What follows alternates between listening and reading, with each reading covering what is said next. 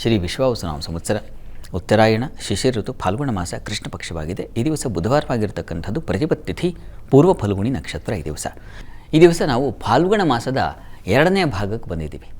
ಶುಕ್ಲ ಪಕ್ಷ ಮುಗೀತು, ಕೃಷ್ಣ ಪಕ್ಷ ಪ್ರಾರಂಭವಾಗಿದೆ. ಇನ್ನು 15 ದಿನ ಕಳೆದು ಬಿಟ್ಟರೆ ನಾವು ಹೊಸ ವರ್ಷಕ್ಕೆ ಕಾಲಿಡ್ತಾ ಇದ್ದೀವಿ. ಈ ಪ್ರತಿಪತ್ ಯಾವ ಕೃಷ್ಣ ಪಕ್ಷದ ಮೊದಲನೇ ದಿವಸ ಇದೆಯೋ ಈ ದಿವಸ ಈ ಚೂತ ವೃಕ್ಷ, ಅದನ್ನು ಮಾವಿನ ಮರ ಅಂತಾರೆ.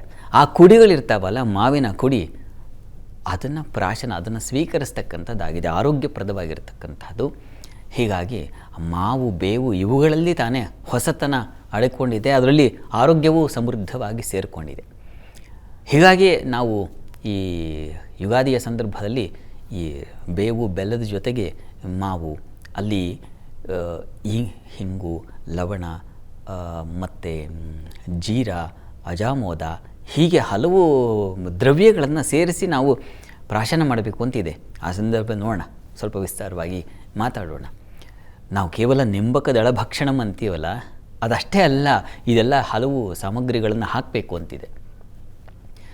ಅವೆಲ್ಲ ಆರೋಗ್ಯಪ್ರದ ಅಂತ. ಅದಕ್ಕೆ ಈ ದಿವಸ ಪ್ರಾರಂಭ ಚಾಲನೆ ಕೊಡುತ್ತೆ. ಹೀಗಾಗಿ ಚೂತವೃಕ್ಷ ನೋಡಿ, ಮಾವಿನ ಮರ ಅಂತಕ್ಕಂಥದ್ದು ನಮ್ಮ ಮಾವು ವಸಂತ ಮಾಸ ಋತುಗಳ ರಾಜ ಅಂತ ಅನ್ನಿಸ್ಕೊಂಡ್ರೆ, ಮಾವು ಫಲರಾಜ ಅಂತ ಅನ್ನಿಸ್ಕೊಂಡಿದ್ದಾನೆ.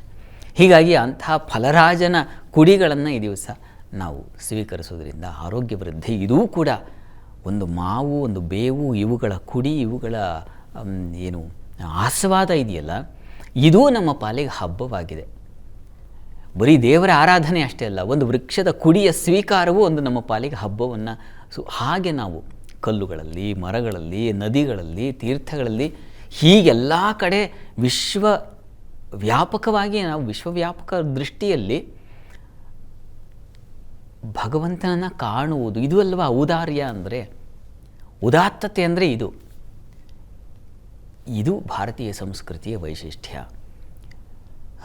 ಇದನ್ನು ಪ್ರತಿ ಹಬ್ಬದಲ್ಲೂ ಸೂಚಿಸ್ತಾ, ಪ್ರತಿ ಹಬ್ಬದಲ್ಲೂ ನಮಗೆ ಗೊತ್ತಾಗ್ತಾ ಇದೆ ಇವುಗಳ ಮಹತ್ವ ಏನು, ಇವುಗಳನ್ನು ನಾವು ಹೇಗೆ ಪ್ರೀತಿಯಿಂದ, ಭಕ್ತಿಯಿಂದ, ಗೌರವದಿಂದ ನಡೆಸ್ಕೊಳ್ತೀವಿ.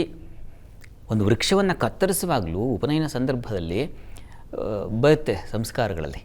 ಒಂದು ವೃಕ್ಷವನ್ನು ಕತ್ತರಿಸುವಾಗಲೂ ಮಂತ್ರ ಇದೆ, ಆ ಮಂತ್ರಪೂರ್ವಕವಾಗಿ ನಮಸ್ಕಾರ ಮಾಡಿ, ಸ್ವಲ್ಪ ನಾನು ಇಡೀ ಮರವನ್ನೇ ಕತ್ತರಿಸ್ತಾ ಇಲ್ಲ, ಒಂದು ಟೊಂಗೆಯನ್ನು ಕತ್ತರಿಸ್ಕೊಳ್ತಾ ಇದ್ದೀನಿ, ನಿನ್ನ ಅನುಮತಿ ಇರಲಿ ಅಂತ.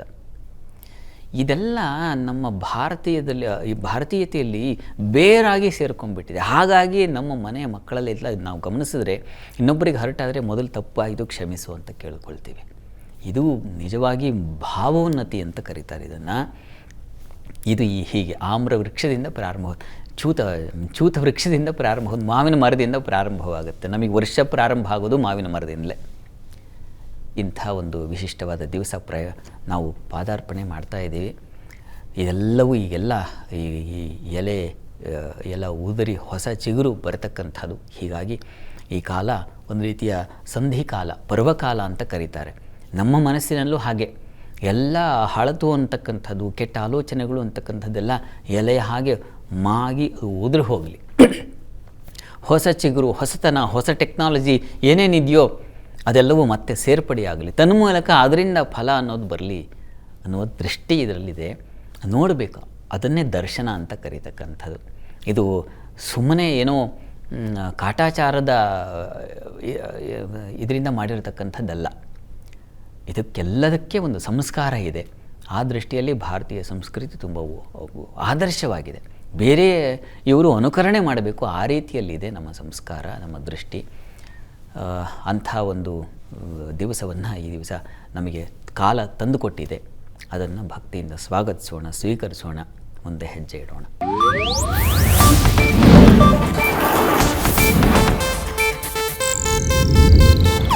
ಇದು ಏಷ್ಯಾನೆಟ್ ನ್ಯೂಸ್ ನೆಟ್ವರ್ಕ್ ಪ್ರಸ್ತುತಿ.